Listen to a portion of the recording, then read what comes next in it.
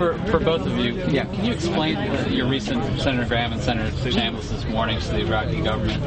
Ask him something first while he just What do you make of Senator Graham's proposal to reduce funding or threaten to remove al-Maliki from power in January if you don't see more political progress? I think that's a decision that the Iraqi people make. I think that progress is being made at a local level. Our last meeting with the Prime Minister, he's confident that the reverse de-Ba'athification law will be passed. They are sharing revenue. Maybe we ought to change our government if we don't pass a budget. I think there's progress being made, a lot of it on the ground, and the question has to be asked, is it in the United States' national security interest? So do you disagree with Senator Graham? Well, let me answer what I said. I didn't say that we were going to ask the government to be changed, and I will say this, that the security situation in Iraq is markedly better. The surge has exceeded every expectation on the military front. Reconciliation is happening at the local level, and I'm not going to change the benchmarks. I think it is now time for the Maliki government and the parliament to pass the de-Ba'athification law. I was assured by Abdul Mahdi, the Shia vice president, and Prime Minister Maliki that they could do that.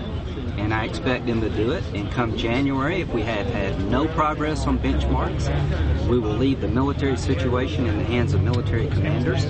To change the military footprint based on political pressure would be unwise, but we're giving to the Iraqi government millions and billions of dollars, and I would look at investing our money into areas of Iraq that are reconciling.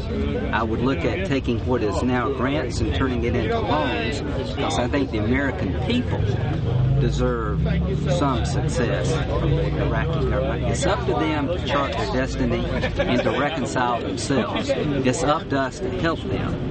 But the help has to be conditioned, I think, on performance. And I am so proud of the Iraqi army.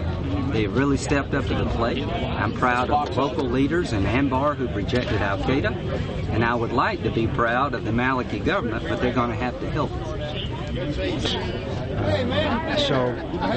I'm very pleased with the progress. I expect further progress, and I will address the issues as they arise. But in the meantime, no one predicted the success that we've had in the last 6 months. No one. And I believe that history tells me that when you get the secure environment, which we are now obtaining, then the political process moves forward.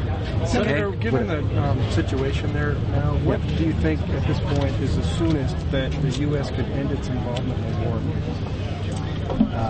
We are ending our involvement in the war because the Iraqis are taking over more and more of the responsibilities. They are taking over entire provinces. They've taken over half the country. It's going to be a slow process. It will have to be dictated by events on the ground. Al-Qaeda's on the run.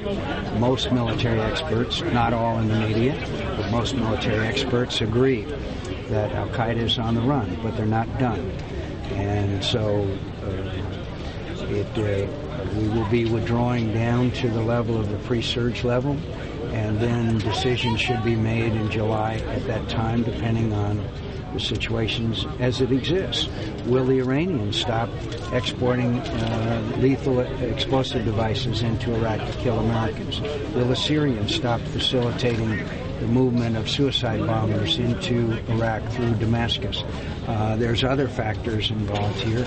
So my point is we are succeeding, and success is reduction of U.S. casualties, Iraqi military becoming far more effective, and the Iraqi government stumbling along but gradually improving. Can I add, General Petraeus